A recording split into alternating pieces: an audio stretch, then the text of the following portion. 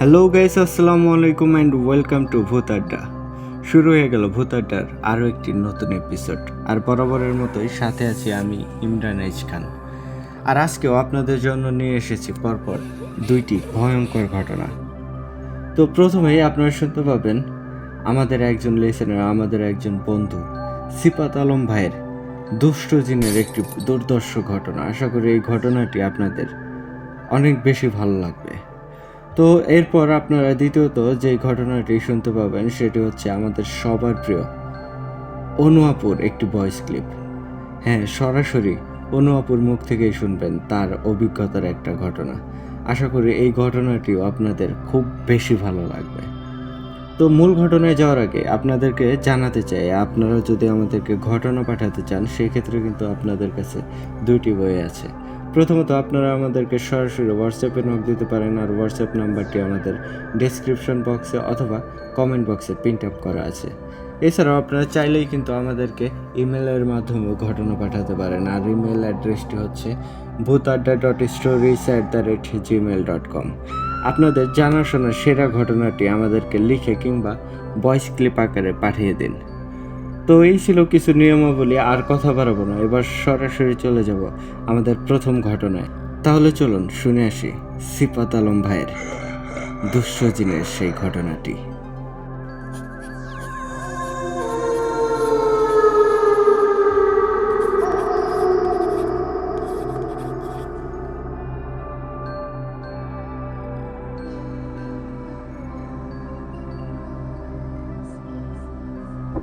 ঘটনাটি আমাকে যেইভাবে লিখে পাঠিয়েছেন আমি ঠিক সেভাবেই আপনাদের মাঝে উপস্থাপন করার চেষ্টা করছি। আসসালামু আলাইকুম ইমরান ভাই, কেমন আছেন আপনি? আশা করি ভালো আছেন। আমিও আলহামদুলিল্লাহ ভালো আছি। ইমরান ভাই, আমার নাম সিফাত আলম। আমি ভূত আড্ডার একজন নতুন শ্রোতা। আমি ভূত আড্ডার সব ঘটনাগুলো শুনছি।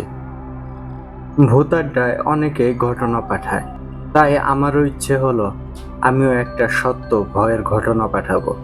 আমি জানি না আমার ঘটনাটা শেয়ার করা হবে কিনা, তবে আমার ঘটনাটা শেয়ার হলে অনেক বেশি খুশি হব। আর ঘটনাটা শেয়ার হলে আমাকে জানাবেন কততম এপিসোডে শেয়ার হবে। ইমরান ভাই, লেখালেখির তেমন অভ্যাস নেই, তাই লেখার মাঝে ভুল হলে কষ্ট করে পড়ে নেবেন। আমি আজ যে ঘটনাটি বলবো সেটা আমি আমার নানার কাছে থেকে শুনেছি, আর এই ঘটনাটি আমার নানার এলাকার মুরব্বীরা সবাই জানে। ঘটনাটা ঘটেছিল 1950 সালের দিকে। আমার নানার বাড়ির পাশেই মসজিদ ছিল। মসজিদটা মাটির তৈরি ছিল। সেই মসজিদের ইমাম সাহেব ছিল গ্রামেরই একজন। তার নাম হাফেজ আব্দুর রহমান। সবাই রহমান হুজুর নামেই তাকে জানত। রহমান হুজুর অনেক ভালো একজন মানুষ ছিলেন। তিনি যেমন পরহেজগার ছিলেন তেমনি আল্লাহ ভীরু ছিলেন। এই রহমান হুজুর পাকিস্তানের কোনো একটা মাদ্রাসা থেকে লেখাপড়া শেষ করেন। তারপর তিনি এলাকায় এসে মসজিদের ইমামতি শুরু করেন। রহমান হুজুর কখনোই কারো সাথে উঁচু আওয়াজে কথা বলতেন না। ছোট বড় সবাই রহমান হুজুরকে অনেক শ্রদ্ধা করত। অনেকের মুখে শোনা যায় রহমান হুজুর নাকি জিনেদের থেকে অনেক কিছু শিখেছেন। তিনি নাকি একটা জিন সর্দারের ছাত্র ছিলেন। সেই জিন সর্দার নাকি রহমান হুজুরের ইমান আমল আর তার আল্লাহ ভীরু এসব দেখে রহমান হুজুরকে তার ছাত্র বানান। এসব কথা মানুষের মুখে শোনা, তবে রহমান হুজুর এসব বিষয়ে কখনোই কাউকে বলেনি। আজকে এই রহমান হুজুরের একটা ঘটনা বলবো। একদিন গ্রামে একটা কিশোরী মেয়ে মারা যায়। মেয়েটাকে একটা ডোবার মধ্যে পাওয়া যায়। সেখানে কোমর সমান পানি ছিল। এই কোমর সমান পানিতে কিভাবে একজন ডুবে মারা যাবে? গ্রামের কিছু মুরব্বীরা বুঝতে পারে হয়তো কোনো দুষ্ট জিন মেয়েটাকে একা পেয়ে পানিতে চুবিয়ে মেরে ফেলেছে। সেই সময় গ্রামের মানুষ অনেক কিছুই বুঝতে পারত। রহমান হুজুর নিজেই সেই মেয়েটার জানাজার নামাজ পড়ায়। রহমান হুজুর মেয়েটার মৃত্যু কিভাবে হয় সেটা মানুষের মুখে শুনেছে, কিন্তু রহমান হুজুরের মনের মধ্যে একটা খটকা লাগে। কোমর সমান পানিতে তো ডুবে মারা যাওয়া এটা সম্ভব না। তারপর রহমান হুজুর মেয়ের পরিবারের কাছে জানতে চায় তার উপর কোনো জিনের আসর ছিল কিনা। মেয়েটার পরিবার জানায় কোনোই সমস্যা ছিল না, সে একদমই সুস্থ ছিল। রহমান হুজুর বুঝতে পারে কোনো একটা সমস্যা আছে। এমনভাবে বেশ কিছুদিন কেটে যায়। একদিন রাতের বেলায় গ্রামের একজন মানুষ, তার নাম দোলন মল্লিক, সে কাজ থেকে বাড়ি ফিরছিল। রাত তখন অনেক হবে। গ্রামের মানুষ হয় ভয় পেত না। সে যখন রাস্তা দিয়ে হাঁটছিল সে দেখতে পায় রাস্তার পাশে একটা মেয়ে বসে কান্না করছে। দোলন মল্লিক মেয়েটাকে দেখে প্রথমে একটু ভয় পায়, তারপর মেয়েটার কাছে গিয়ে জিজ্ঞেস করে তার বাড়ি কোথায়, আর এত রাতে এখানে বসে কান্না করছে কেন। কিন্তু মেয়েটা কোনো কথার উত্তর দেয় না। দোলন মল্লিক আবারও জিজ্ঞেস করে, কিন্তু মেয়েটা কোনো কথার জবাব দেয় না। কিন্তু মেয়েটার কান্না করতেই থাকে। দোলন মল্লিক তখন জোরে একটা ধমক দেয় মেয়েটাকে। তখন মেয়েটা কান্না থামিয়ে দোলন মল্লিকের দিকে তাকায়। মেয়েটা যখন দোলন মল্লিকের দিকে তাকায় তখনই দোলন মল্লিক ভয়ঙ্কর একটা দৃশ্য দেখতে পায়। দোলন মল্লিক দেখে মেয়েটার কোনো চোখ মুখ নাক কিছুই নেই, তার পুরো মুখমণ্ডল সমান, শুধু নাকের জায়গায় একটু উঁচু হয়ে আসে। দোলন মল্লিক এই দৃশ্য দেখে ভয়ে চিৎকার দিয়ে একটা দৌড় দেয়। দোলন মল্লিক অনেক ভয় পায়। এক দৌড়ে সে তার বাড়িতে চলে আসে। তারপর বাড়ির সবাইকে বলে সে রাস্তায় কি দেখেছে। বাড়ির মানুষ তাকে লোহা গরম করে সেটা পানিতে ভিজিয়ে সেই পানি খাওয়ায়। তারপর তাকে গরম পানি দিয়ে গোসল করিয়ে দেয়। দোলন মল্লিক এতটাই ভয় পেয়েছিল যার জন্য 5 দিনের মাথায় সে মারা যায়। ইমরান ভাই, তাহলে ভাবুন, ভয় পেলে মানুষ মারাও যেতে পারে। আমাদের কারো চোখের সামনে যদি আমরা এমন ভয়ঙ্কর দৃশ্য দেখি তাহলে আমাদের কি হবে? দোলন মল্লিকের মৃত্যুর সংবাদ রহমান হুজুর জানতে পারেন। তারপর রহমান হুজুর এক রাতে মসজিদে থাকে। গভীর রাতে রহমান হুজুরের কাছে একটা জিন আসে। রহমান হুজুর সেই জিনের মাধ্যমে পুরো ঘটনাটা জানতে পারেন। যে কিশোরী মেয়েটা মারা যায় তাকে একটা দুষ্ট পিশাচ মেরে ফেলেছিল, আর দোলন মল্লিককেও ওই পিশাচটাই ভয় দেখিয়েছে। পরদিন দোলন মল্লিক গ্রামের কিছু মুরব্বীদের সাথে এই বিষয়ে কথা বলেন। সবাই রহমান হুজুরকে কিছু করতে বলেন। তারপর রহমান হুজুর সেই পিশাচটাকে হাজির করে। গ্রামের একজনের উপর পিশাচটাকে হাজির করা হয়। রহমান হুজুর পিশাচটাকে জিজ্ঞেস করে সে কেন এমন করেছে, আর কেনই বা মেয়েটাকে হত্যা করেছে। রহমান হুজুর পিশাচটাকে চলে যেতে বলে, কিন্তু পিশাচটা যেতে রাজি হয় না। রহমান হুজুর পিশাচটাকে বন্দি করার ও হত্যা করার ভয় দেখায়, কিন্তু তবুও পিশাচটা কিছুতেই যেতে রাজি হয় না। তারপর রহমান হুজুর পিশাচটাকে বন্দি করে। এমনভাবে বেশ কিছুদিন চলে যায় কোনো সমস্যা ছাড়াই। এক রাতে রহমান হুজুর তাহাজ্জুদের নামাজ আদায় করার জন্য ওঠেন। তিনি ওযু করার জন্য বাহিরে বের হয়। রহমান হুজুর তার বাড়ির পেছনের পুকুরে ওযু করত, তাই তিনি পুকুরের কাছে যায়। তিনি ওযু করার জন্য পুকুরের পানিতে হাত দেয়, ঠিক তখনই পানির মধ্যে একটা পাক সৃষ্টি হয়। রহমান হুজুর তাড়াতাড়ি করে উঠে পিছনে সরে আসে। রহমান হুজুর দোয়া পাঠ করতে থাকে। সে দেখতে পায় পুকুরের পানি অনেক উঁচু পর্যন্ত উঠে যাচ্ছে আবার নেমে যাচ্ছে। পুকুরটা বেশি বড় ছিল না, তবে পুকুরের গভীরতা অনেক ছিল। রহমান হুজুর বুঝতে পারে এটা স্বাভাবিক কিছু নয়।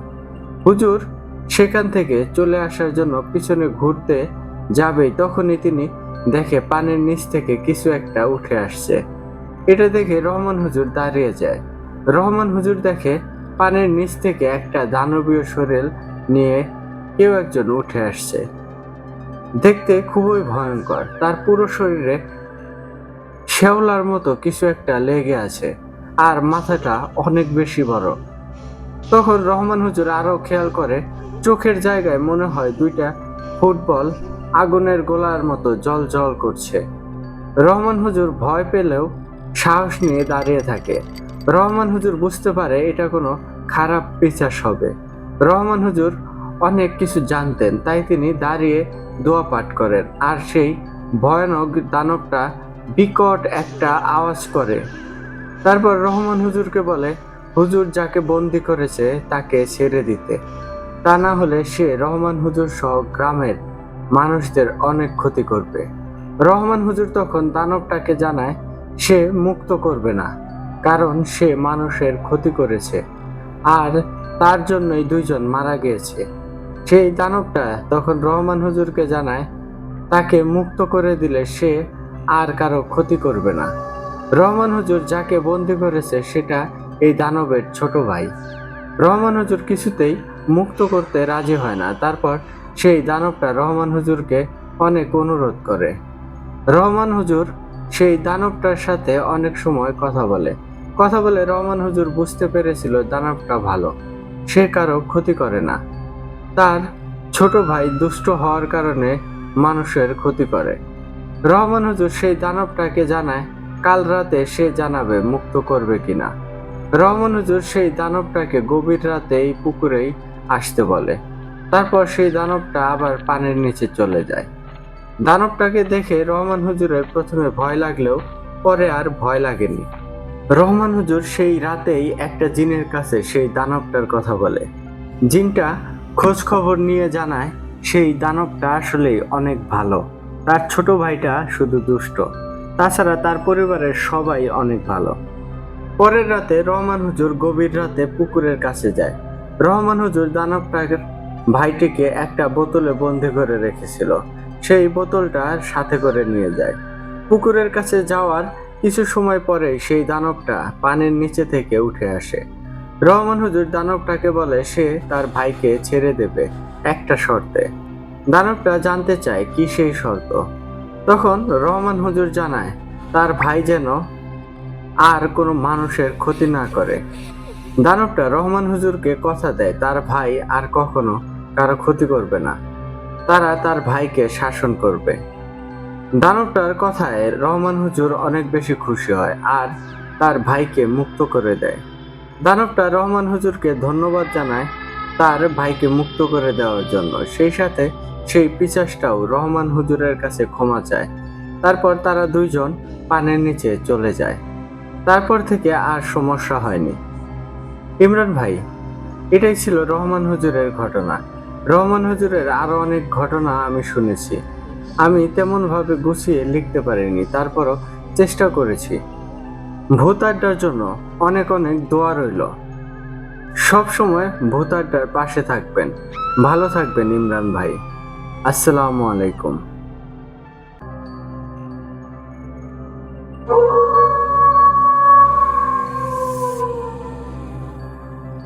ধন্যবাদ সিফাত আলম ভাই এত সুন্দর একটা ঘটনা আমাদেরকে লিখে পাঠানোর জন্য। সত্যি ভাই আপনার ঘটনাটা অসাধারণ ছিল। ঘটনাটা যদিও ছোট ছিল কিন্তু এর মধ্যে বিশেষভাবে ভয়াবহতা অনেক বেশি ছিল। আর রহমান হুজুরের আরো ভাই ঘটনা চাই, কিন্তু আপনার কাছে রহমান হুজুরের আরো ঘটনা থাকলে আমাদেরকে অতি দ্রুত লিখে পাঠিয়ে দিন। আপনার ঘটনার অপেক্ষায় রইলাম। তো বন্ধুগণ, আপনারা কিন্তু অবশ্যই কমেন্ট করে জানাবেন সিফাত আলম ভাইয়ের এই ঘটনাটি আপনাদের কাছে কেমন লেগেছে। ওয়ান্স এগেইন ধন্যবাদ সিফাত আলম ভাই। তো আর কথা বাড়াবো না, এখন সরাসরি চলে যাব আমাদের অপেক্ষাকৃত অনু আপুর কালো জাদুর সেই ভয়ঙ্কর ঘটনাটিতে। চলুন সরাসরি অনু আপুর কণ্ঠে শুনে আসি অনু আপুর কালো জাদুর সেই ভয়াবহ একটি ঘটনা।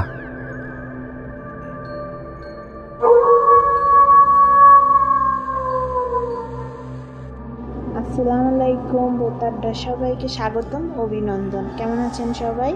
আমি সাইমা ইসলাম অনু আবারও ফিরে এলাম ভৌতিক কাহিনী নিয়ে আপনাদের মাঝে। তাহলে চলুন শুরু করা যাক।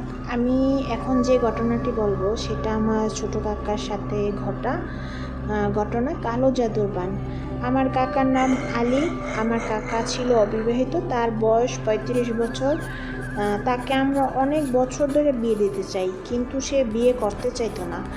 তার উপর আমরা জোরও করতে পারতাম না, কারণ সে বিয়ের জন্য রাজি হতো না।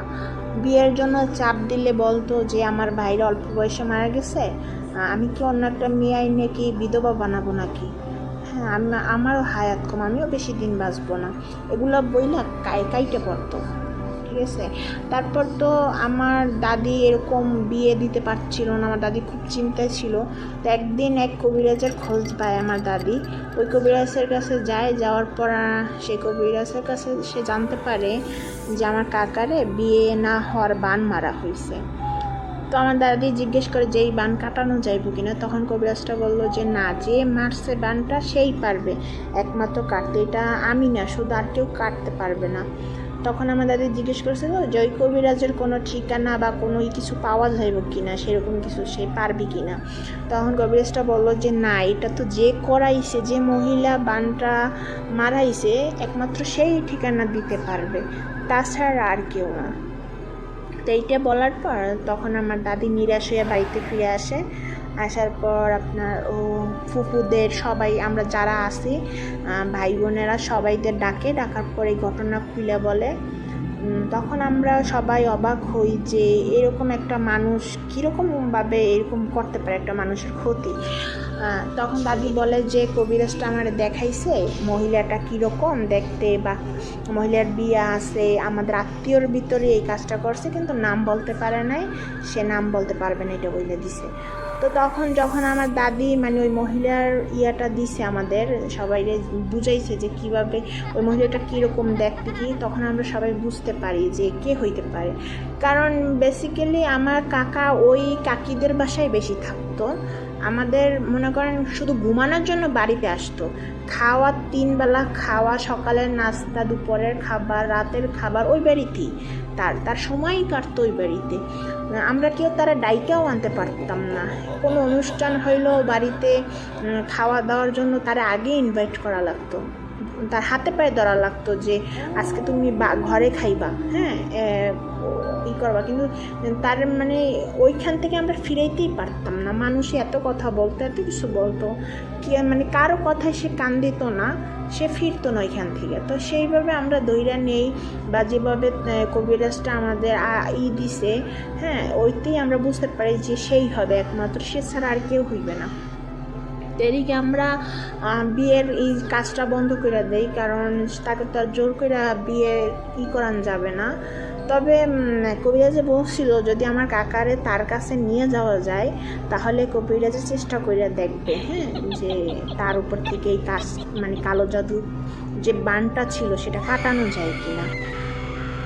তো আমরা অনেক চেষ্টা করি কাকারে ওই কবিরাজের কাছে নিয়ে, কিন্তু আমার কাকা যাইতে চায় না কিছুতেই, সে এগুলো বিশ্বাস করে না, আর উল্টা ঘরের ভিতরে এইটা ওইটা বলে, ধমকাই করে।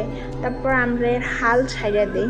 তো অনেক বছর পর 2018 সালে মানে প্রথম দিক থেকে আমরা কাকারে আবার সেই বিয়ের কথা বলি।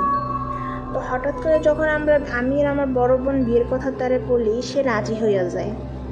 সে রাজি হয়, সে বলে যে আচ্ছা ঠিক আছে, তোরা যখন এত করে বলতেছস তোরা মেয়ে দেখ আমি বিয়ে করবো, তবে গরিব ঘরের মেয়ে দেখিস, তোর আম্মার সাথে মিলে খাইতে পারবে কিনা সেটা দেখিস, কারণ থাকবে তো তারা দুজনেই, আর আমার মা জানি না হয়, তারে জানি অসম্মান না করে। কারণ আমার এই 6-7 বছর ধরে আমার দাদি অসুস্থ হওয়ার পর থেকে আমার আম্মাই তার এই সংসারটা সামলাই রাখছে, খেজমত করছে, তার জন্য তার আর কি আমার আম্মার উপরে আমার কাকার একটু বেশি মায়া ছিল। সে চায় না যে তার কোনো বিয়ে করা বউ সে তার সাথে অসম্মান করুক বা তার করুক তার ভাইয়ের বউর সাথে। তারপর আমরা অনেক খুশি হই কথা শুই না, আমার কাকা রাজি হয়েছে বিয়ে করার জন্য। আমরা ফুপুদের বলার পর ফুপুরাও বলে যে আচ্ছা যখন তোদের উপরে দায়িত্ব দিছে তোরা মেয়ে দেখতে থাক, মেয়ে পছন্দ হলে আমাদের বলিস, তারপর আমরা মুরব্বীরা যাইয়ে সব ঠিকঠাক মনে। তো আমার খালা বলে যে আমার খালা একটা প্রস্তাব নিয়ে আসে, আমাদের নানা বাড়ির পাশে একটা মেয়ে আছে, মেয়েটা খুব ভালো ভদ্র নামাজি এবং গরিব ঘরের মেয়ে, হ্যাঁ বয়স একটু অল্প।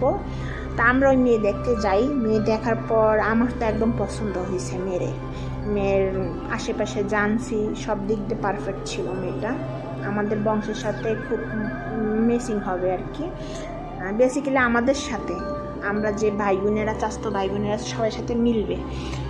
তো আমার পছন্দ হওয়ার পর আমি তারে 1001 টাকা দিয়ে আসি। আর আমি তো সাথে সাথে ফোন দিয়ে সবাইরে জানাই যে মেয়ে পছন্দ হয়েছে, মেয়ের ছবি ফটো তুলে আমি সবাইরে দিয়ে দেই।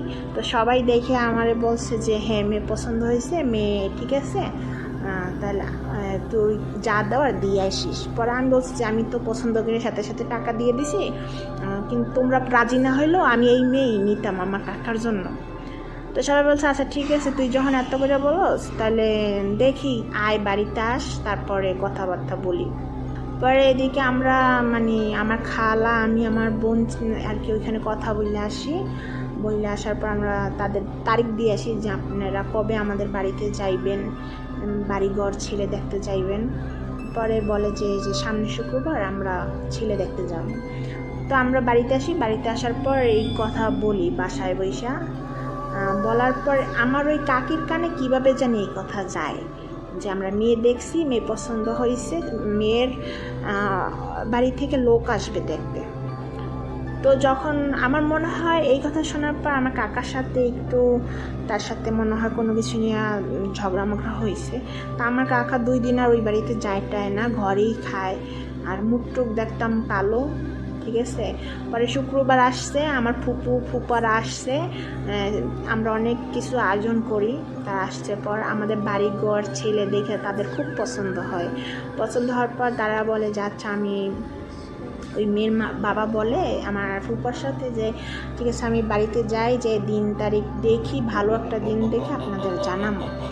তা আমরাও খুশি হই অনেক।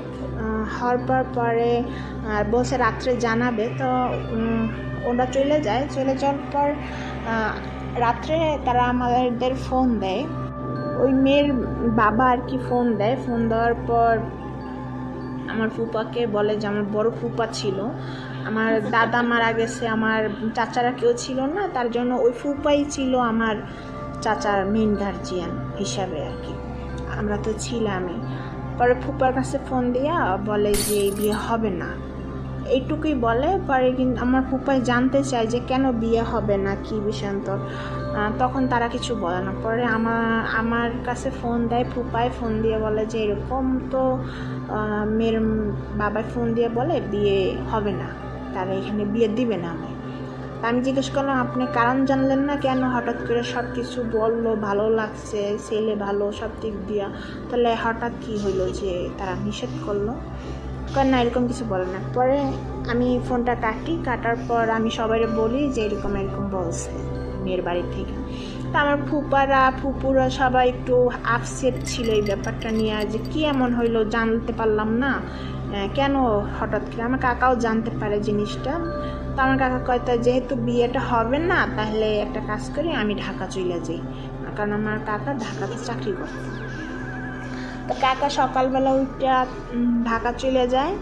আর এদিকে আমি রাত্রে সিদ্ধান্ত নেই যে আমি একা ওই বাসায় যাইয়া আমার জানতে হবে যে সমস্যাটা কী, কারণ পছন্দ আমি করলাম আর হঠাৎ করে তারা এসে সব কিছু ঠিকঠাক না করে দিবে, আর তাও কোনো রিজন ছাড়া, এটা তো আমি মানতে পারবো না, কোনো রিজন তো আছে অবশ্যই। পরে এটা আমি একাই রেডিমেডি হইয়া আর কি আমি ওই কাউকে না বইলে টইলা বাজারের কথা বলে আমি সেই বাসায় চলে যাই।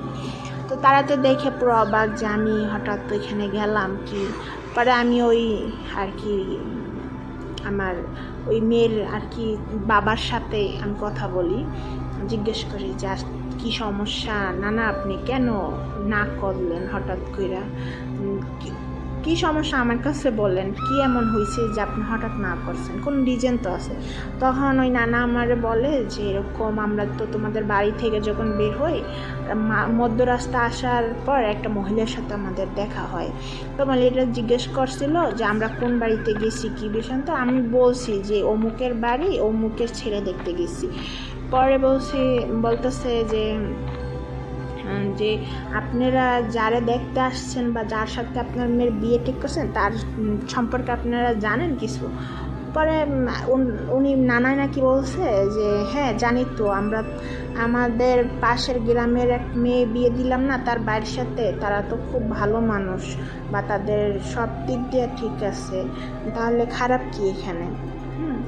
পরে নানারে আর কি ওই মহিলা নাকি বলছে যে এই ছেলের তো চরিত্র ভালো না, এই ছেলের তো ভাই বোর সাথে সম্পর্ক, অবৈধ সম্পর্ক আছে। আপনি চাইলে আর 5 জনের কাছে জিজ্ঞেস করে দেখতে পারেন এটা সত্যি না মিথ্যা। এখন মানুষের কাছে জিজ্ঞেস করলে তো মানুষ অবশ্যই বলবে না এটা তো সত্যি কথাই বলছে, কিন্তু আসলে এটা তো আমার কাকারে করতে বাধ্য করছে, আমার কাকা তো ইচ্ছা করে এগুলো করে নাই। তো আমারে যখন এই কথা বলছে তখন আমি বুঝতে পারছি যে কে এই কথাটা বলতে পারে। তা আমি বলছি যে না না দেখেন, আপনাদের বুঝতে আর কি ভুল হয়েছে, আসলে এরকম কিছুই না। আমার কাকা যদি কারোর সাথে রিলেশন থাকতো বা কারোর সাথেই করতো, তাহলে আমার কাকা তো অবশ্যই এতদিনে বিয়ে করতো তারে, বা সে অন্যখানে বিয়ে করার জন্য রাজি কেন হবে, তাই না? আর দেখেন, সে তো ঢাকাতে থাকে, চাকরি করে। যে মানুষটা ঢাকা থাকে, চাকরি করে, সে মানুষটা আর একটা মানুষের সাথে সম্পর্ক কিভাবে করবে, তাও আবার নিজের ভাইবোর সাথে? এটা তো সম্ভব না। এগুলো হয় আপনার মনে করেন আমাদের কিছু শত্রু আছে, জায়গা জমি নিয়ে একটু ঝামেলা আছে, হয়তো ওই শত্রুরা চাইছে আমার কাকা যেন বিয়ে সাথে না হয়, বংশ না বাড়ে, এর জন্য হয়তো এইগুলো বাঙ্গানি টাঙ্গানি দিছে। এগুলো আপনি মাথা ঘামাইয়েন না। দেখেন আমার কাকা কীরকম ভালো না খারাপ, শুধু এতটুকু আপনি মানুষের কাছে জিজ্ঞেস করেন তার এমনি কোনো বেড রেকর্ড আছে কিনা, এইটা ছাড়া। পরে নানা বললাম না এরকম তো আর শুনি নাই, কেউ তো বলে না, সবাই বলছেন না ছেলে হিসাবে ভালো, ভদ্র, নম্র। হ্যাঁ, শুধু ওই মহিলাই এই কথাটা বলছে। আমি তো 5 জনের কথা শুনবেন না 1 জনের কথা শুনবেন? তো আমি যখন অনেক করে তাদেরকে বুঝাইয়া কথা লজিকের মাধ্যমে বুঝাইছি বা করছি, তখন নানা বুঝতে পারে তখন বলছে আচ্ছা ঠিক আছে, তুমি যখন আসছো কথা বলছি, এখন মানে আমরা যা বোঝার বুঝছি, আসলে ঠিকই বিয়ে শাদীর ভিতরে এরকম তো হয়। যাই হোক, আমরা রাত্রে তোমার উপরে আমি ফোন দিব না, দিয়ে জানামনে। তারপরে আমি বলছি আচ্ছা ঠিক আছে, জানাই যা জানানের। তো আমি বাসা আসার পর আমার সবাই জিজ্ঞেস করছে যে আমি কোথায় গেছি, এত দেরি কেন, কিন্তু আমি কাউরে কিচ্ছু বলি নাই।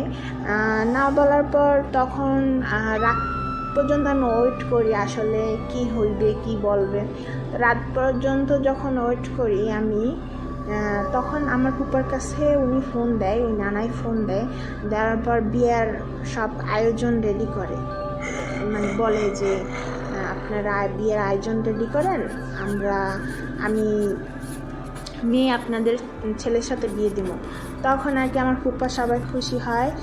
ফুপায় বলে আচ্ছা তার দিন তারিখকে আপনি দেখবেন না আমরা দেখবো। তখন মেয়ে মানে বাবা বলে যে আমরাই দেখে আপনারা জানাইতেছি, আমার একটু সময় দেন ঘন্টাখানিক। তারপর আমার ফুপায় দেখে আমাদের ফোন দিয়ে এত খুশি, খুব বলে যে এরকম রাজি হয়েছি, কি হইলো, কেমনি কি হইলো। পরে আমার মেজ ফুপু বুঝতে পারে যে আমি যেহেতু বাসায় ছিলাম না, তা মনে হয় আমি কিছু একটা করছি। তো আমার ফুপু সবাই আমার যখন ধরে, পরে আমি সব সত্যি বলি যে হ্যাঁ আমি গেছিলাম, আমি গিয়ে সেখানে সব জানি এরকম হয়েছে। তা আমার ফুপি ওরা তো সবাই রাগ করছে যে না, ওনার তো একটা বিহিত করতেই হবে, উনি মাত্রা ছাড়াইয়া গেছে, অনেক দূর চলে গেছে। হ্যাঁ, তো আমি তাদের নিষেধ করি যে না, এখন তো সামনে বিয়ে, এখন তাদের সাথে কোনোভাবেই করা যাবে না, শত্রুতা করা যাবে না, তাহলে ঝামেলা আরও পাকবে, যেরকম আছে ওইরকমভাবে থাকতে দেন, বিয়েটা আর হোক, পরে দেখবনি। তো সবাই খুশি। এখন আমার কাকারে আমি ফোন দিয়ে বলার পর আমার কাকাও খুশি, কারণ কাকারও মেয়েটারে খুব পছন্দ হয়েছে। ঠিক আছে, এক দেখাই সে একদম হ্যাঁ বলে দিছে, একটু সেই করে নাই, তাতে মানে সে তারপর খুশি হয়েছে। পরে ওই মেয়ের বাবা দিন তারিখ ঠিক করে ফুপারে বলার পর ফুপায় আমাদের বলে যে ফেব্রুয়ারি লাস্টের দিক দিয়ে একটা দিন আছে ভালো, ওই দিনে বিয়েটা হইলে ভালো হয়। তা আমরা ওইভাবে আর কি বলি যাচ্ছি, আপনারাও তাহলে ওদিকে তেমন কিছু আয়োজনের দরকার নাই, আমরা এতজন মানুষ যাবো, শুধু মেয়েটারে নিয়ে আসবো, বর যাবে, আর আমরা এই যে কিছু চাচাতো ভাই বোনের আছে এরা যাবো, ঠিক আছে। আর মেয়ের যাবতীয় খরচ যেভাবে আনতে হয় আমরা সব আয়োজন করবো, শুধু আপনারা খানারই একটা আয়োজন করেন। তা আমরা এইভাবে তারা বলার পর আমরাও মেয়ের জন্য কেনাকাটার জন্য দায়িত্ব পড়ে আমার উপরে। ফুপুরা তো খুব খুশি যে আমি এত বড় একটা কাজ করছি। তারা বলতেছে যেটা আমরা বড়রা হইয়া না পারছি সেটা তুই কইরা দেখাইছিস, তাহলে বিয়ের আর কি কেনাকাটা যা যা লাগে এগুলো তুই কর, আর এদিকে একটা আমরা সামলাম। পরে আমি সিদ্ধান্ত নেই যে আমার কাকার ফোন দিয়ে বলি, যাচ্ছা কাকা আমি তো ঢাকা আসবো, তোমার বিয়ের জিনিসপাতি কিনতে হবে, তোমার জন্য কাকির জন্য সব কিছু কিনতে হবে, তা আমি ঢাকা আসতেছি। তা আমার কাকা বলছে আচ্ছা তুই আস। তো কবে হবে? আমি বলছি আমি 2 দিন পর রওনা দিতেছি। তো এদিকে আমি কি করছি, কাকারে না বইলেই ফোন টোন না দিয়ে আমি রওনা দিছি ঢাকার উদ্দেশ্যে। তো যখন রওনা দিছি আমি ঢাকা গিয়া মাত্র পৌঁছাইছি আপনার হাতির ঝিলের কাছাকাছি হবে। ওখানে যাওয়ার পর আমার ফোনে আমার চাচতো ভাইয়ের ফোন আসে। সে আমাকে বলে কাকায় তো এরকম অসুস্থ অনেক, তার নাকি ওই যে লুতির মতন ছোট ছোট বিচির মতন কি জানি উঠছে, 2 দিন ধরে অনেক অসুস্থ, ভয় জ্বর, তুই পারলে একটু দেখে আসিস তার শরীরের কী অবস্থা। তা আমি অতটা গুরুত্ব দেইনি, কারণ আমি ভাবছি যে এরকম তো হয়, পক্স মাসি পিসি যেটা বলে আর কি, এক এক দেশে এক এক ভাষা, তো ওগুলো তো হয় বছরে একবার কারো না কারো হয়, তা আবার মানে কমেও যাবে। তারপর আমি যেহেতু ঢাকা আছে আমার দেখা উচিত, আর কাকার কাছে তো আমার যাইতেই হবে, তার সব কিছু কিনবো, তার জন্য সেগুলোর মাপ টাপ জুতা টুতা মাপ আমার লাগবে। তা আমি বললাম আচ্ছা ঠিক আছে, আমি আজকে তো মাত্র ঢাকা আসছি, আমি কালকে যাবো। তো আমি খালাদের বাসায় থাকি, থাকার পর পরের দিন আমার খালাতো বোনদের নিয়ে আমি আমার ওই কাকার মেজো কাকাদের বাসায় যাই, যেখানে আমার কাকায় আর কি একটা শোরুমে ম্যানেজার ইয়েতে কাজ করতো। ওই মেজো কাকার মেয়ের বাসায় আর কি, সেখানে আমি যাই নবীনগর। আমার খালাতো বোন আর আমি 2 জনে যাই। তখন আমি কাকারে দেখি, আমার কাকা মানে এটা হয়েছে আপনার 2 দিন আগে থেকে। তো এই 2 দিনের ভিতর আমার কাকার চোখে পর্যন্ত এটা হয়েছে যে চোখ দিয়ে সে তাকাইতে পারতেছিল না, চোখ পুরো লাল। তো আমার কাকা দেখি যে বমি করতেছিল, প্রচুর বমি করতেছিল। পরে আমি যাওয়ার পর আমার কাকা আমার বললো, কথা বলতে পারতেছে না, শুধু ইশারায় বলতেছে তুই আসছস বস, এইরকম এরকম বলতেছে। তো আমি তাদের কাছ থেকে জানতে পারি যে 2 দিন আগে থেকে তার জ্বর গায়ে, তারপরে এইগুলো উঠছে, শরীর নাকি অনেক ব্যথা, পরে অ্যান্টিবায়োটিক ওষুধ এনে খাওয়াইছে। ওই অ্যান্টিবায়োটিক ওষুধ খাওয়ানোর পরেই নাকি আরও বেশি কইরা হয়েছে এগুলো, চোখ মুখ এগুলো হয়েছে। আমি আমার কাকার অবস্থা দেখে আমি তো খুব সিরিয়াসভাবে মানে হয়ে গেছি যে এই অবস্থা, তারে নিয়ে কি করা যায়। তারপর আমি ওই দিনকে আমার কাকা ইশারা দিয়ে বলতেছিল কি যে তুই থাক আজকে, যাইস না। কিন্তু আমি আর থাকি নাই, আমি আর আমার খালাতো বোন, আমি একা আসলে অবশ্যই থাকতাম, যেহেতু আমার খালাতো বোন ছিল, তার তো সংসার আছে একটা, তাই আমি তার সাথে চলে যাই। আমি কাকারে বলি যে আমি কালকে আবার পারলে আসবো। পরে আমি চলে যাওয়ার পর পরের দিন সকালবেলা আমার ফোন দেয় আমার ওই চাচাতো বোন, ফোন দিয়ে বলে অনু তুই যেখানেই থাকোস মানে তাড়াতাড়ি বাসায় আয়। এরপর আমি জিজ্ঞেস করলাম কেন, কী হয়েছে? কাকার তো অবস্থা অনেক খারাপ, তারে আমরা ডাক্তারের কাছে নিয়ে যেতেছি, অ্যাম্বুলেন্স ডাকছি। আমি তো এটা শুনে তো আমি পুরো পাগল হয়ে গেছি। আমি ওই মুহূর্তে আমি আইসা পড়ি আবার নবীনগর। আইসা আমি কাকারে পাই নাই, কারণ সে ততক্ষণে তারা নিয়ে গেছে মেডিকেলে অ্যাম্বুলেন্সে কইরা। পর আমি জানতে পারি যে আমার কাকার নাকি ওই রাত আমি যাওয়ার পর থেকে সে খুব ছটপট করতেছিল, আর ওই যে ঠোসকা শরীরে ঠোসকা পড়ছে, ওই জায়গাগুলো আপনার ঠোসকা পড়ে যেমন চামড়া উইটা যায় না, একদম চামড়া উইটা গেছে পুরো এক সাইড। সে মানে এক সাইড ফিরা ঘুমাইতেই পারতো না, এরকম একটা অবস্থা হয়ে গেছিলো। পরে কিছুক্ষণ পর ফোন আসার পর শুনতে পাই যে ওই মেডিকেলে নিয়ে গেছে, ওখান থেকে ফেরত দিয়ে দিছে, বলছে ঢাকা মেডিকেলে ভর্তি করতে, ঢাকা মেডিকেল হাসপাতালে ভর্তি করতে বলছে। তো যখন এইটা বলছে তখন আমরা সবাই বুঝছি এটা সিরিয়াস একটা ব্যাপার হয়ে গেছে, এখানে এরকম হাত কোটায় বসে থাকলে কাজ হবে না। তখন আমার বড় ভাইয়ারের সাথে ফোন দিয়ে সব ব্যাপার বলার পর আমার ভাইয়া আসার পর আমরা সন্ধ্যার দিকে আমরা মেডিকেলে চলে যাই, ঢাকা মেডিকেলে। দুই ভাই বোনে ঢাকা মেডিকেলে যাওয়ার পর ওইখানে যাওয়ার পর আমি যেটা দেখলাম সেটা আমি দেখার জন্য একদম প্রস্তুত ছিলাম না।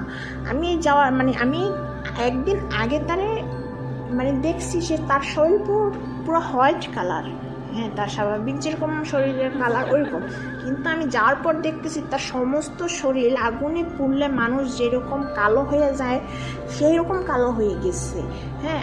আর পিঠে রান টান সবগুলোর চামড়া উঠে গেছে, একটা অবস্থা আমি আপনাদের বুঝাইয়া বলতে পারতেছি না। পরে আমি তো এটা দেখে পুরান কান্নাকাটি করতেছি যে কি এইটা কেমনে হইলো, কি হইলো, কেন হইলো। তারপর আমার কেন জানি মনে হইতেছিল যে এটা হয়তো কেউ কিছু একটা করছে, নাহলে এরকম 2 দিনের ভিতর এরকম হইতে পারে না, হ্যাঁ। তারপর আমি বাড়িতে ফোন দিয়ে আম্মারে বলার পর আমার যে বড় ফুপুর শ্বশুর ছিল তারে আমি বলি, আমার ফুপুরে বলি যে ফুপু এমন একটা অবস্থা, আমার এটা কিন্তু অন্যরকম মনে হইতেছে, কারণ এরকম রোগ আমি আজ পর্যন্ত কাউরে হইতে দেখি না, এটা কোনো রোগ না। আপনি একটু দাদুরে বলেন না, একটু আসনে বসে দেখতে বলেন না। পরে ফুপু আমার কথা শুনে সে এই কাজটাই করে, তার শ্বশুরে বলার পর সেই মনুমোল্লা ওজা, আমি আর আগে এই এপিসোডে এই নামটা উচ্চারণ করছিলাম, আমাদের পারিবারিক ওজা কবিরাজ। তো ওনারে বলার পর উনি বসার পর উনি বলছে দেখে অনেক কিছু, দেখার পর সে ফুপুরে যেটা বসে, তো ফুপু আমারে ফোন দিয়ে বলে যে তোর আশেপাশে কেউ আছে কি না। আমি বলছি না, একটু সাইডে যা, তোর সাথে কথা। পরে আমি বললাম যে বলেন। এরকম তুই যেটা ভাবছস তুই একদম সঠিক ভাবছস, আসলে এটা স্বাভাবিক কোনো রোগ না। আমার বাইরে তো আগুন বান মারা হয়েছে, সে তো বাঁচবে না। আমি 4 দিনের 1 সপ্তাহ টাইম দিছে, 1 সপ্তাহের ভিতরে যদি কিছু না করি তারে বাঁচানো যাবে না, ঠিক আছে। কিন্তু বানটা যে কীভাবে মারছে, কারে দিয়ে মারছে, সেটাই আমরা জানতে পারতাছি না। এখন কি করবো, এখন আমাদের কি করার আছে। পরে আমি ফুপুরে বললাম, ফুপু আমি এত কিছু জানি না, তুমি যেমনি পারো ওনারে বলো যে এই বান কিভাবে ছুটাইতে হয় এবং কে করছে, কিভাবে কি করছে, কোন জায়গায় করছে, হ্যাঁ, কির সাথে করছে, এইটা জানি হ্যাঁ জানার চেষ্টা করে। পর আমি শুধু একমাত্র আমি ব্যাপারটা জানতাম, আর আমার বড় ফুপু জানতো, আর কেউ জানতো না। পরে যখন আমি তো আল্লাহ করতেছি যে আল্লাহ তারে সুস্থ করে দাও, হ্যাঁ। আর মনে ভাবতেছি যদি আমার কাকারা আমি বাঁচাইতেই পারি, যদি আল্লাহ তার হায়াত রাখে বাইচেই যায়, তাহলে আমি ওই মহিলারে ছাড়বো না কিছুতেই। পরে আমার ওদিনকে রাত্রে আমরা হাসপাতালেই থাকার পর আমার কাকা শুধু চিৎকার মারে উঠার বলে কি, সে তো চোখ দিয়ে তাকাইতে পারে না, চোখ বন্ধ, তার চোখ বন্ধ, একদম চোখ দিয়ে সে তাকাইতে পারে না। সে বলতেছে উঠা বসে খালি চিল্লা আর বলে কি আগুন লাগছে, হ্যাঁ আগুন লাগছে, বাড়িতে আগুন লাগছে, এরকম খালি চিল্লাইতেছিল। পরে আমি আমার ভাইরা সবাই বলতেছে যে হয়তো অসুস্থর কারণে এরকম বলে, কিন্তু আমি তো বুঝতে পারতেছি আসলে কাকায় যেটা বলতো সেটা বাস্তব, সে যেটা দেখতেছে তার সাথে যেটা ঘটতেছে সেইটাই বলতেছে। আমি কাউরে বুঝাইতে পারতেছি কেন, আজকাল এইগুলো কেউ মানবে না, কেউ এগুলো মানতে চায় না, হ্যাঁ। পরে আমি আমার বড় ভাইয়ের ডাইকে নিয়ে এই কথাগুলো বলি যে ফুপু এইটা বলছে, আর এইটা বলছে, এখন আমরা কি করবো। আমার ভাইয়ের তো পুরো খেপে যায়, কিন্তু খেপে গেলে তো আর কাজ হবে না, আমাদের তো থাকতে হবে, কারণ এখানে তো একজন অসুস্থ। পরে কি করলাম, পরের দিন ডাক্তার আমারে বলে যে তার শরীরের যে সাদা অংশটা ছিল ওটা তো পুরো চলে গেছে, রক্তের যে সাদা অংশ আছে ওইটা, তার গ্রুপটা দিল, বলছে এই রক্তটা আমাদের লাগবে, এটা 1 ব্যাগ রক্ত আসার সময় নিয়ে আইবেন। তো আমি সারা রাত ছিলাম, সকালবেলা আমি যাই, রক্তের ব্যাংকে যাওয়ার পর রক্তটা নিয়ে আসার পর আমি জানি ওই যে ছিল পাশে, কাকার পাশে যে ছিল, তার আমি জিজ্ঞেস করি যে কাকা তো কোনো শব্দ করতেছে না, এখন তো চিল্লাইতেছে না, রাত্রে কেউ কিছু খাইছিল? পরে বলতেছে যে কি খাইবে, সে তো মুখে কিছু দিলেই কাশতে কাশতে পুরা রক্ত চলে আসতো মুখ থেকে তার, হ্যাঁ পুরা রক্ত বইরা যেত, একটা বল পাতলা বল বইরা রক্ত পড়তো মুখ থেকে, মানে ভিতর পুরা তার জ্বলে গেছে, নাড়ি গুড়ি কিচ্ছু খেয়ে রাখতে পারতো না, একটু জুস মুখে দিলেই এরকম পড়তো। পরে আমি বলছি সে কখন থেকে উঠে না, বলে যে সেই রাত 12টা বাজে শুইছে, তারপর থেকে তার কোনো নেই। তখন আমি বলি আরে এ তো সমস্যা, আপনি ডাক্তারে কেন বলেননি, এত ঘন্টা একটা মানুষ কীভাবে ঘুমায়, অসম্ভব কথা, আপনি ডাক্তারে ডাকেন। পরে এসে ডাক্তারে ডাকার পর ডাক্তার এসে চেক আপ করে দেখে সে কোমায় চলে গেছে। কোমায় যাওয়ার পরে এসে আমরা আইসিইউতে ভর্তি করতে চাই, ডাক্তার আমাদের বলে যে আইসিইউতে ভর্তি করে কোনো লাভ নেই, শুধু আপনাদের টাকা নষ্ট হবে, আপনারা আল্লাহরে ডাকেন, এর আর বাঁচানো যাবে না। পরে যখন এই কথা বলে আমরা তো সবাই কান্নাকাটি শুরু করে দিই। ওদিকে আমি বড় পুকুরে ফোন দিয়ে বলি যে ফুপু কী অবস্থা, আপনি কি কোনো কিছু ব্যবস্থা করতে পারছেন? ফুপু বলে যে যেই গাছের সাথে মানে তাবিজ করা হয়েছে সেই গাছটা যতদিন ভালো থাকবে ততদিন সে ভালো থাকবে, গাছটাও আস্তে আস্তে মারা যাবে, মানে মইরা যাবে, সেও মারা যাবে, মানে গাছের সাথে তাবিজটাই করা হয়েছে, বান্দাই মারা হয়েছে। তো কোন গাছের সাথে সেটা সে বলতে পারতেছে না। আমি বলি যে আপনি ডাক্তার এই কথা বলছে, আপনি তাড়াহুড়া করে বাড়িতে যান, যাইয়ে দেখেন আমাদের বাড়ির প্রত্যেকটা গাছ আপনি চেক করবেন ওই কবিরাজরে নিয়ে যে কোন গাছের সাথে করা হয়েছে। পরে আমার ফুপু আমার কথা মতন ওই কবিরাজরে নিয়ে আমাদের বাড়িতে যাওয়ার পর আমার কাকা, তবে তার যে সময় সে কথা বলতে পারছে তখন শুধু 2টা কথাই সে বলছে, যে আমি একটু আমার দাদিরে দেখতে চাইছিল, আর আমার আম্মার কথা বলছিল যে তার সাথে আমি একটু কথা বলতে চাই, কিন্তু সেটা তো সম্ভব ছিল না, তারা তো দেশের বাড়িতে ছিল। পরে আমরা মানে ওদিনকে বুধবার ছিল, বুধবার দুপুর 2টা বাজে, আমরা তো সবাই কান্নাকাটি করতেছি, কাকার এই অবস্থা দেখা ডাক্তার এইটা বলছে সম্ভব না। তারপরে আবার সবাই মিলে কোরআন তেলাওয়াত করতেছিল কানের কাছে বইসা, আমি পার কাছে ছিলাম তার দাঁড়ানো, মানে আমি তার দিকে তাকানো ছিলাম। আমি দেখলাম যেন মানুষটা মানে বাম দিকে ফিরেছিল, সে আস্তে আস্তে ডান দিকে ফিরতেছিল, পশ্চিম দিকে। তো পশ্চিম দিকে ফেরার পর যখন ফিরতেছিল তখন আমি বলতেছি আল্লাহ কাকার না মনে হয় জ্ঞান আইছে, দেখেন আস্তে আস্তে কল্লা লড়াইতেছে, মানে মাথাটা লড়াইতেছে। আমি তখনও বুঝতে পারিনি যে সে কিসের জন্য এটা করতেছে।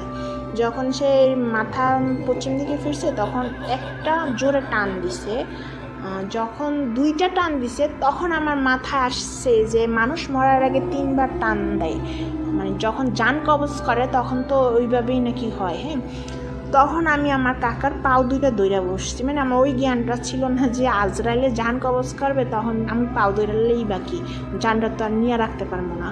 আমি পাও ধরতে স্যার চিৎকার মারছি যে আল্লাহ আমার কাকারে তো নিয়ে যেতেছে, আমার কাকার তো নিয়ে যেতেছে, এই বলে আমি চিৎকার পানিটা পাও ধইরা রাখছি। আর ততক্ষণে আমার কাকা শেষ, মারা গেছে। আমার চিৎকার শুনে সবাই বারান্দা থেকে দৌড়াইয়ে আসার পর আপনার ডাক্তার ডাকার পর ডাক্তারে যখন চেক করে দেখে নাই, ডেট বলে দেয়, তখন আমরা সবাই কান্নাকাটি করার পর আমার কাকার এমন একটা অবস্থা যে তারে গোসল করাইতে পারে না ঠিক মতন, কারণ তার যেই জায়গাটাই ওই জায়গাটা খইয়া পুড়া যেতেছিল, এমন একটা অবস্থা, মানে আগুন ফুললে যেরকম সেদ্ধ হয়েছে ওরকম সেদ্ধ হয়ে গেছে সে। পরে যখন আমরা ওইখান থেকে গোসল টোসল করাই, আমরা তারে বাড়িতে নিয়ে যাবো লাশ বহন গাড়িতে। তো ওইখানে আমরা ঠিক করি যে লাশ বহন গাড়িটা আর কি লাশ যে গাড়িতে নিবে ওই গাড়িতে কে যাবে। তো আমার মেজো ভাইয়া আর কি বড় কাকার মেজো ছেলে, সে একটা হুজুর আর ড্রাইভার যায়, আর আমরা সবাই লঞ্চে যাই। তো যাওয়ার পর আমরা ফাইনালি লাশ নিয়ে চলে গেলাম ওইখান থেকে। যাওয়ার পর আমরা তো লঞ্চে অনেক শীতের ভিতর সবাই কান্নাকাটি করতেছিলাম, কারণ আমাদের তো বাপ চাচা ছিল না, থাকা দিতে ওই ছোট চাচাটাই ছিল। বাপও ছিল সে, আর কাকাও ছিল সে। তারপর আমরা যখন ফাইনালি বাড়িতে পৌঁছাই, তার আগে লাশ পৌঁছে যায়, গাড়ি পৌঁছায়। তো আমরা যাওয়ার পর কবর টবর দেই, সবাই মিলে কবর টবর দেওয়া হয়, জানাজা দেওয়া হয়, 10টার ভিতরে সব কমপ্লিট হয়। তো সবাই আমরা ভাই বোনেরা সবাই একসাথে বসে একটা আলাপ আলোচনা করবে। ওই সময় আমার বড় ফুপু আমার ডাইকে নেয় বাহিরে, নেওয়ার পর আমার বলে, দেখ এই গাছ, মানে আমাদের বাথরুম ছিল, যে বাথরুমের পিছনে একটা নারকেল গাছ ছিল। ওই নারকেল গাছটার মাথা পুরো শুকাই গেছে, প্রত্যেকটা ডাট পাতা শুকাই গেছে। যে নারকেল গাছের পানি, ডাবের পানি খাই আমি ঢাকা গেছি, সেই নারকেল গাছ 4 দিনের ভিতর মনে করেন কীভাবে শুকায়, না কোনো ঠাডা পড়ছে, না কোনো আগুন লাগছে, এমন হয়েছে, মানে ওই এমনভাবেই হয়েছে যে মনে হয় আগুন লাগছে, তার জন্য ওই পাতাগুলো সবই মইরা গেছে, এইরকম একটা অবস্থা। তো আমি বলি, পরে আমি তো দেখে পুরো ওই জায়গায় বসে পড়ছি, যে আমার ঘরের সামনেই কাজ হয়, অথচ আমরা জানতে পারি না। আর তারপর আমি কি করি, একটা মানুষ উঠাই দেই, ওখানে উঠানোর পর ওইখানে দেখে যে গাছের ভিতরে তাবিজ খোপা, অনেকগুলো তাবিজ খোপা ছিল।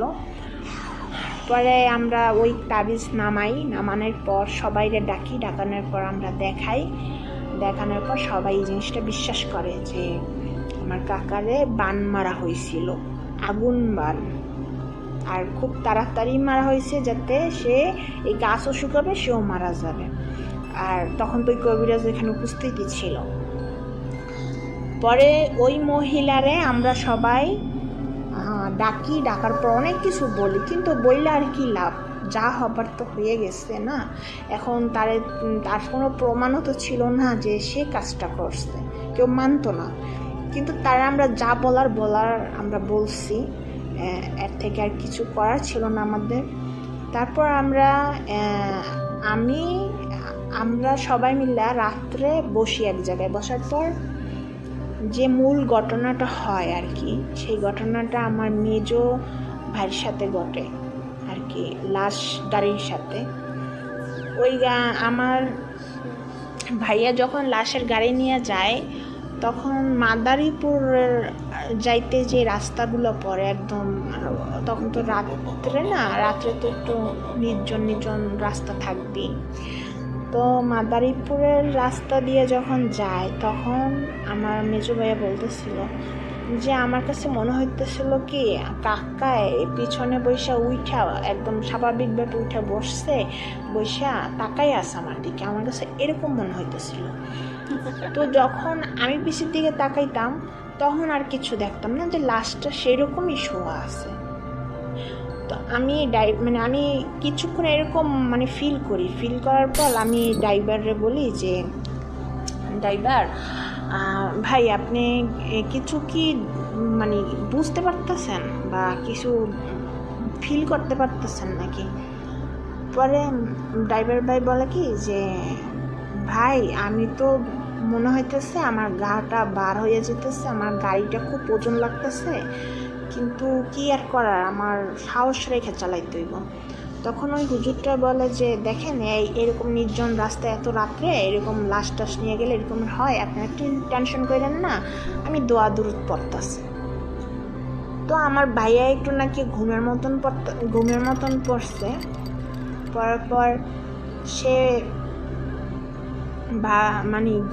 ঘুমের ভিতরেই আর কি স্বপ্নে দেখতেছে নাকি যে আমার কাকা ভাইয়ারে ডাকতেছে। আমার ভাইয়ের নাম ছিল টিটু। বলতেছে যে, টিটু উঠ, তোর সাথে আমার কিছু কথা আছে। তো আমার ভাইয়া না এরকম আওয়াজ পাইতেছে যে বাইরে বলতেছে, তুই একটু ওঠ, তোর সাথে আমার কিছু কথা আছে।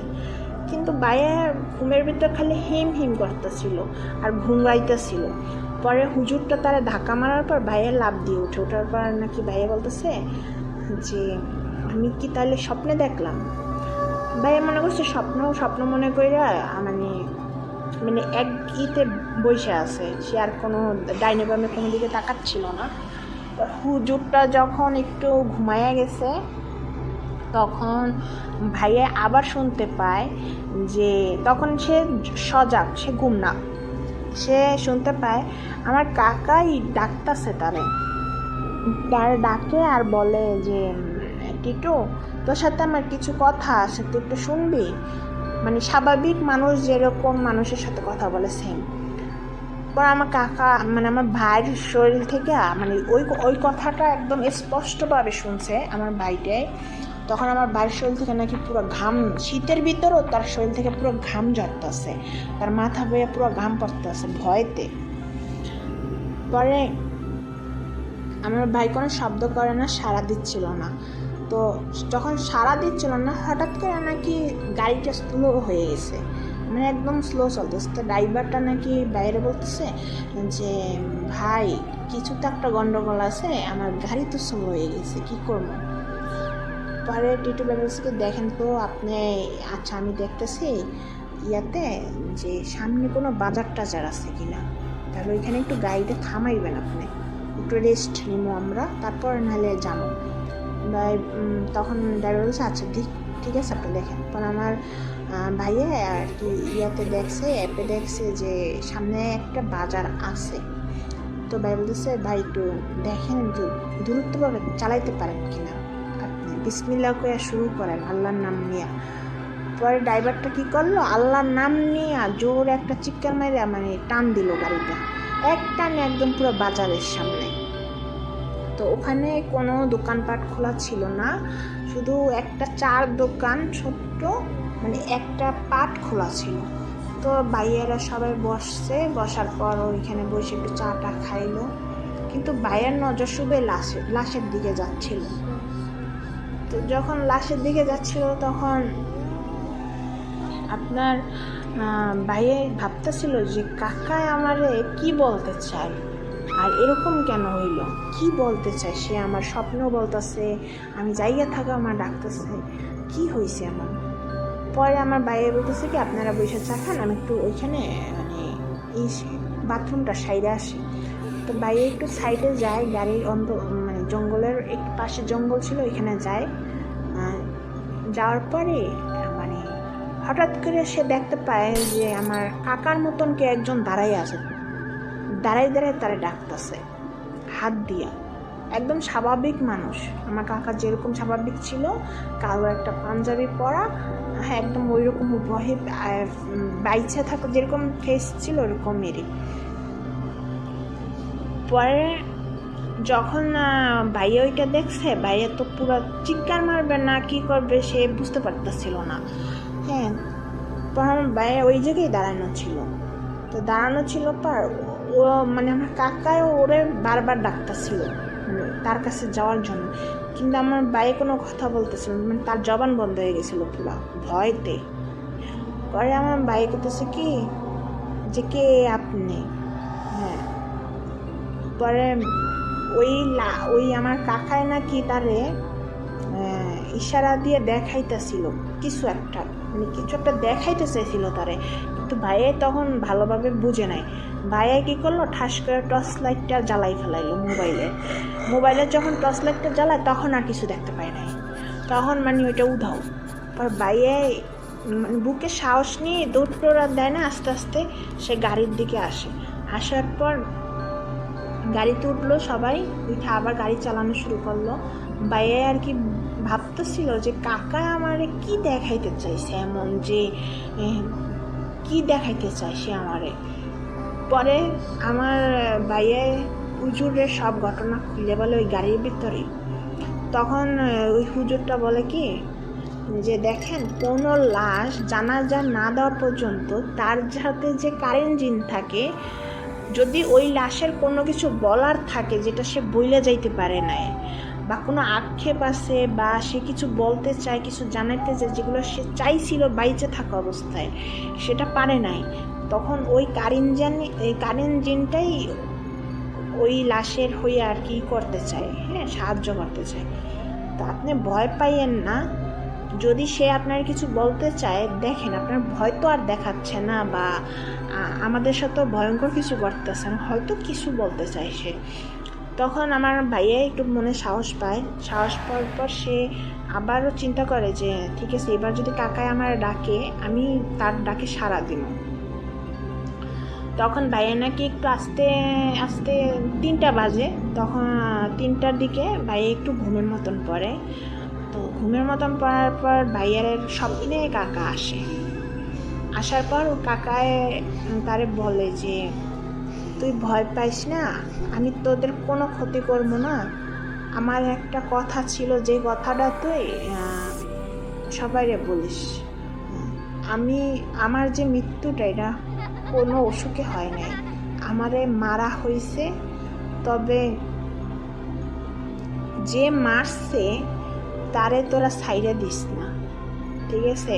আমি আমার ভুল বুঝতে পারছি, আমি আমার ভুল বুঝছি, কিন্তু যখন আমি আমার ভুল বুঝতে পারছি ততক্ষণে আমার মানে আমি এই দুনিয়াতে নাই। কিন্তু আমি যে এইভাবে চলে যাবো সেটা আমি কখনো কল্পনা করি নাই, যে যার জন্য আমি এত কিছু করছি সেই আমার এইভাবে দুনিয়া ছাড়া করবে তার স্বার্থের জন্য। এইটা বললে আর নাকি আমার কাকা অনেক কান্না করে, স্বপ্নের ভিতরে অনেক কান্না করে। আর আমার ভাইয়ের দিকে হাত বাড়াই দিছিল যে আমি যাইতে চাই না, আমার জন্য তোরা দোয়া করিস, আমার জন্য তোরা দোয়া করিস না আমার কবরের আজাবটা জানি কমে যায়। এতটুকু বইলা ভাইয়ের হঠাৎ করে মানে স্বপ্নটা ভাঙে যায়। যাওয়ার পর ভাইয়ের বলতেছে যে একটা মরা মানুষ সে কিভাবে এরকম বলতে পারে। মানে আমার ভাই বিশ্বাস করতে পারতেছিল না যে একজন মরা মানুষ কিভাবে এরকম স্বপ্নে এসে এরকমভাবে বলে, কেউই বলে না, তো সে ঠিকই বলে গেছে। আমার ভাইয়ে সেদিন রাত্রে আমাদের কাছে এইগুলো শেয়ার করার পর আমরা তখন বুঝতে পারি ঠিকই তো আমার কাকায় তো নিজে ইচ্ছায় মানে আমার কাকার তো মারা হয়েছে, আমার কাকা তো কোনো অসুখে মারা যায় না। আর সেটার প্রমাণ তো পাইলামই বাড়িতে আইসা। তখন আমরা মানে ই করি যে ওই যে মেয়েটার সাথে আমার কাকার বিয়ের কথা ছিল তার সাথে তার বিয়ে হইলই না, কারণ তার তো কপাল খারাপ, তার বিয়ে হওয়ার আগেই তার হবু স্বামী মারা গেছে। তো তাদের কাছে আমরা ক্ষমা চাই, কিন্তু তারা বুঝতে পারে আমাদের সমস্যাটা বা আমাদের কষ্টটা। পরে আমরা যখন ওই কবিরাজে মানে ওই মনোমল্লারে বলি যে আপনি এর কিছু করতে পারেন, পরে উনি বলে যে দেখো তোমরাও যদি একই কাজ তোমরা করো যেটা তোমার কাকার সাথে উনি করছে, তাহলে বাকি রইল কি? সেও শয়তান, তোমরাও শয়তান হইলা। সে যেটা করছে তার বিচার আল্লাহ করবে। আর তোমরা আল্লাহর কাছে বলো, আল্লাহর কাছে চাও। এইটাই ছিল একটা মর্মান্তিক ঘটনা। হয়তো একটা ভয়ঙ্কর কিছু না, কিন্তু আমার কাকার সাথে যেটা ঘটছে সেটা ভয়ঙ্কর থেকে কম কিছু ছিল না। মানে মানুষ ভালোবাসা স্বার্থ জন্য যে মানুষ এত ভয়ঙ্কর নিচু হয়, খারাপ হইয়া যায়, একটা মানুষের জীবন নিতে একটু ভাবে না, মানে সেই ভালোবাসারে কখনো ভালোবাসাই বলে না, ঠিক আছে? তো আমার কাকি আমার চাচার সাথে যেটা করছে সেটা ঠিক করে নাই। তবে বাস্তব এইটা যে কেউ জানি এরকম কারোর সাথে করে না, সেটাই বলবো। হয়তো আমার এই ঘটনাটা আপনারা শোনার পর ভয় পাবেন না বা এটা ভয়ঙ্কর কোনো ঘটনা না, কিন্তু আমি এই ভূতাড্ডায় আমার কাকার সাথে ঘটনাটা আজকে শেয়ার করলাম এই কারণে, কারণ আমার কাকার যে মৃত্যুটা ছিল এটা স্বাভাবিক কোনো মৃত্যু ছিল না। কালো জাদু, কালো বান, এগুলো যে কত খারাপ সেটা বলতে পারবো, মানে বলে বুঝাইতে পারবো না। এগুলো করা ঠিক না, ঠিক আছে? আমরা মুসলমান, আমাদের উচিত না এগুলো করা। তো প্রিয় শ্রোতা, আপনার আমার হিস্ট্রিটা শোনার পর জানি না কেমন কমেন্ট করবেন, তবে আমি এই স্টোরিটা আমার নিজের বাস্তবে ঘটা, আমার কাকার সাথে ঘটা, তাই শেয়ার করলাম। হয়তো ভয়ঙ্কর কিছু না, তারপরও আমার কাছে অনেক ভয়ঙ্কর। তো ভালো থাকবেন, সুস্থ থাকবেন। আশা করি সবাই ভূত আড্ডার সাথেই থাকবেন, আর বেশি বেশি করে লাইক, কমেন্ট, শেয়ার করবেন। ধন্যবাদ।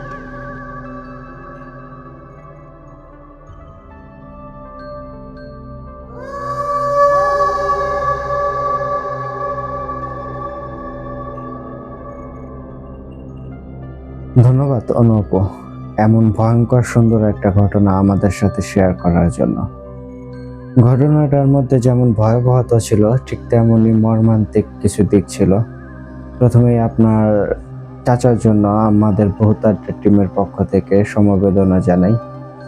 আসলেও মানুষ কেন যে কালো জাদু করে এটা ঠিক না। এইভাবে কালো জাদু করার মাধ্যমে মানুষ তার ইহজন্মও নষ্ট করে, পরকালটাও নষ্ট করে ফেলে। আল্লাহ সবাইকে হেদায়েত করুক। তো পরিশেষে এটাই বলবো, সবাই অনুপুর কাকার জন্য দোয়া করবেন যেন আল্লাহ তাকে তার জীবনের ভুলগুলো মাফ করে দিয়ে তাকে বেহেশত নসিব করে। আসলে আমি কি মন্তব্য করব আমি নিজেই বুঝতে পারতেছি না। ঘটনাটা ঠিক এরকমই ছিল। ঘটনার মধ্যে যেমন একাধিক টুইস্ট ছিল, ঠিক তেমনি ঘটনার মধ্যে ভয়াবহতা, আবার নিজের পরিবারের সাথে এরকম একটা নির্মম দিক, যার সাথে আসলে হয় সেই বুঝতে পারে। তো আপু পরিশেষে এটাই বলবো, আপনাকে অন্তরের অন্তঃস্থল থেকে আমাদের পক্ষ থেকে অসংখ্য ধন্যবাদ জানাই এত সুন্দর একটা ঘটনা আমাদের সাথে শেয়ার করার জন্য। তো বন্ধুগণ, আপনারা কিন্তু অবশ্যই কমেন্ট করে জানাবেন আপুর এই ঘটনাটি আপনাদের কাছে কেমন লেগেছে। আপনাদের এক একটা মূল্যবান কমেন্ট আমাদেরকে নতুন ঘটনা লেখার অনুপ্রেরণা যোগায়। তো আশা করি আপনাদের মূল্যবান মতামত আমাদের সাথে শেয়ার করবেন। আর আপনারাও যদি আমাদেরকে ঘটনা পাঠাতে চান, সেক্ষেত্রে কিন্তু আপনাদের কাছে দুটি ওয়ে আছে। প্রথমত, আপনারা সরাসরি আমাদেরকে হোয়াটসঅ্যাপে নক দিতে পারেন, আর হোয়াটসঅ্যাপ নাম্বারটি আমাদের ডেসক্রিপশন বক্সে অথবা কমেন্ট বক্সে প্রিন্ট আপ করা আছে। আর এছাড়াও আপনারা চাইলে কিন্তু আমাদেরকে ইমেল করতে পারেন, আর ইমেল অ্যাড্রেসটি হচ্ছে bhutadda.stories@gmail.com। তো কথা হচ্ছে আগামী এপিসোডে নতুন কোনো ভয়ঙ্কর ঘটনা নিয়ে। টিল দেন সবাই ভালো থাকুন, সুস্থ থাকুন। আজকের মতো আমি ইমরান এসখান এখানেই বিদায় নিচ্ছি। আসসালামু আলাইকুম।